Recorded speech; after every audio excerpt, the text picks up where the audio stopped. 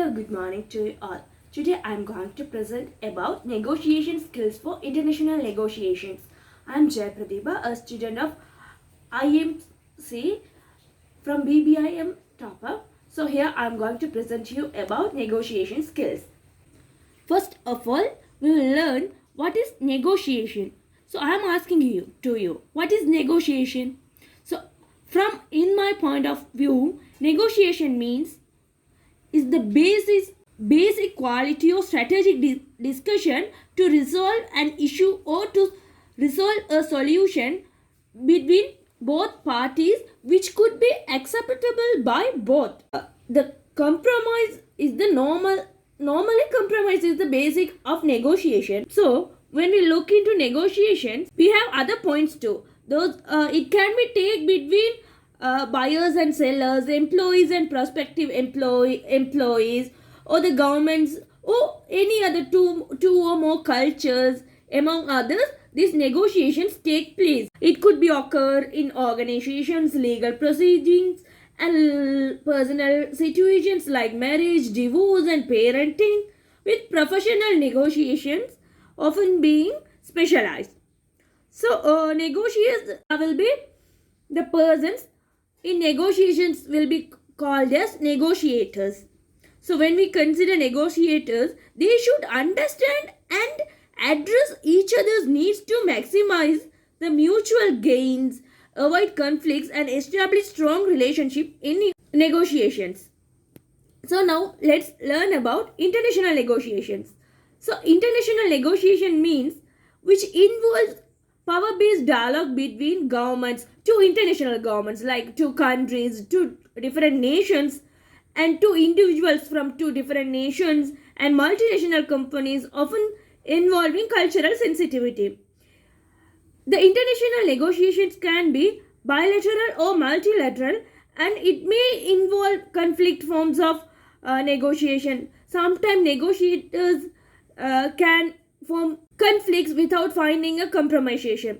Negotiators must be aware of the potential for disputes and the need for cultural sensitivity, because here two nations or two different people, two different people from two different cultural background is being the negotiators. So they have to make the negotiations which could not be affect their individuality or their culture or their personality. So now let's see what is international business negotiation. Earlier we seen about negotiation and international negotiation. Now let's see what is international negotiation.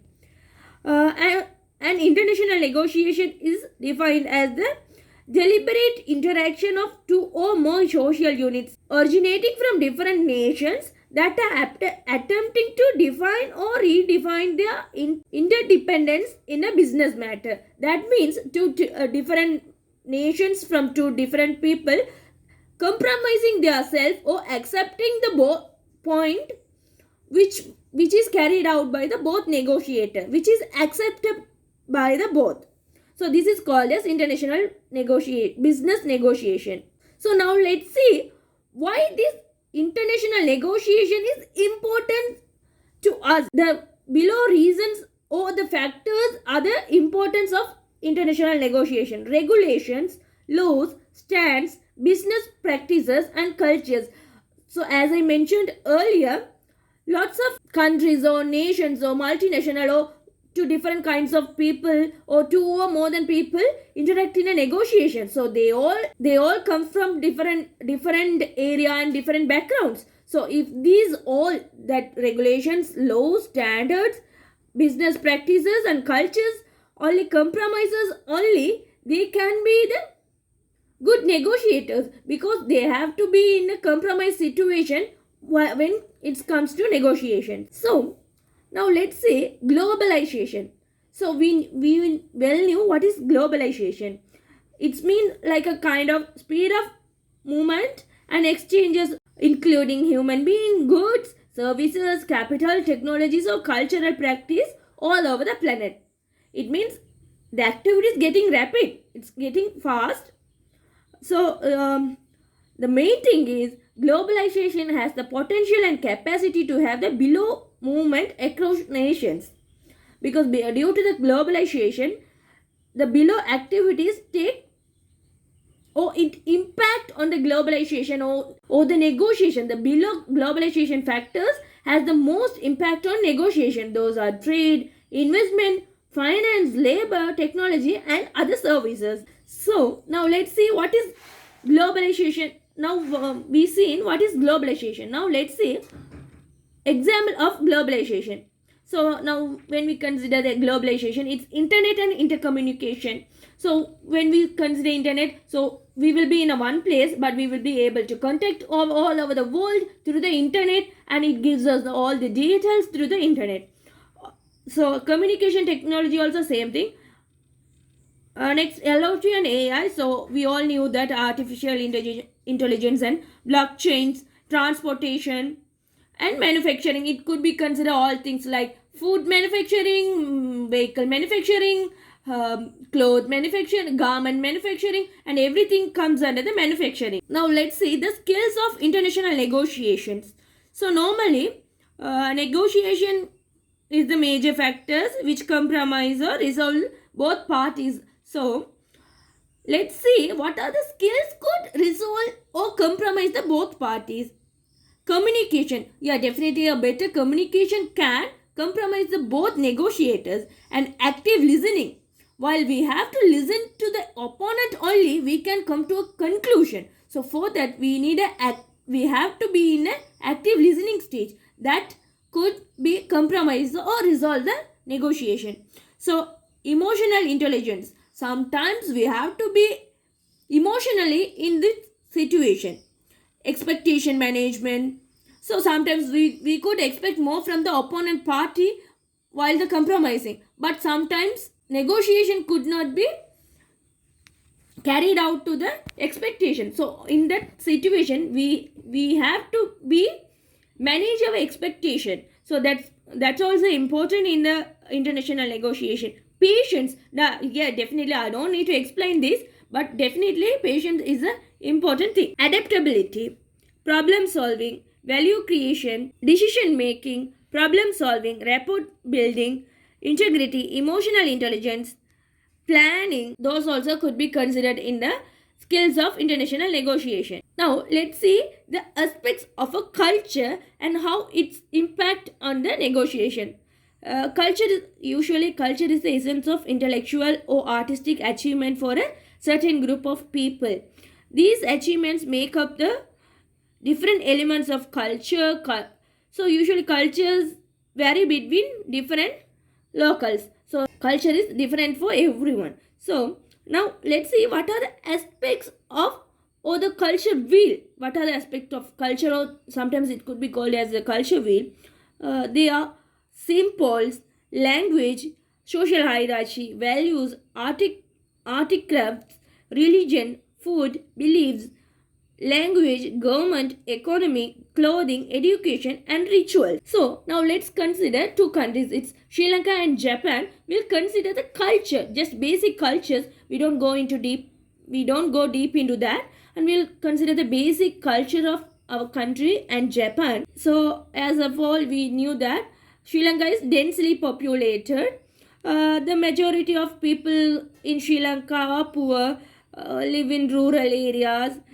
So agriculture will be the agriculture and farming will be agriculture, farming, seasonal crops farming, and fishing will be the major economic activity, like a livelihood activity for the Sri Lankan. Also Sri Lanka is surrounded by sea. It's an island. Even if it is called as Pearl of Indian Ocean. So in Sri Lanka, the Sri Lankan people follow four main religions. They are Buddhism, Hinduism, Christianity, and Islam. So also the island have four religious background people, but the country has only two main languages. The Sinhala is the official and majority language, and the minority people spoke Tamil in Sri Lanka. Also the youngsters currently learning English, and most of them are speaking in English for their related academic activities and professional needs. So now let's see Japan. So we all knew how the development growth of the Japan. It's also an island, but it's not like a Sri Lankan island, but it's a different island. So when we consider Japan, it's the population of Japan is high in Japan. The fast growing population is in Japan. So when we consider in Japan, there are lots of religions. They are Kunjigame, Miyako, Okinawan, Waima, and there are lots of nearly 6 to 7 religions are followed in Japan, and some of the Japanese has been recorded as atheist. And they have Japanese is, when we consider language, Japanese is their major first language, and they have other languages, the local languages like Amami, Kyaku, Kikiai, and Miyako. Also, some of them spoke Korean, China, Mandarin, those kind of language also spoken in Japan. So when we see the economic activity in Japan, their major activity is manufacturing motor vehicles and electronic products. So here is a comparison of Japan and Sri Lanka about their safety, food and drink, natural beauty, pollution, and infrastructures. So you can see here, so the blue one is Japan and the red one is Sri Lanka. So you can consider the both. So to train staff concerning various cultures, what we have to do is most effective negotiation strategy is preparation. We have to know our bottom line, and we have to have a friendly approach, and we have to listen to others, and we have to consider all the options while the negotiation. But we cannot change some cultures, but we can change the conversation, change the reward punishment system, change the resource allocations. These all are what I learned in international negotiations, and here what I submit is which I learned and which I got from my knowledge, and I hope you all understood what I explained here, and thank you for all. Thank you.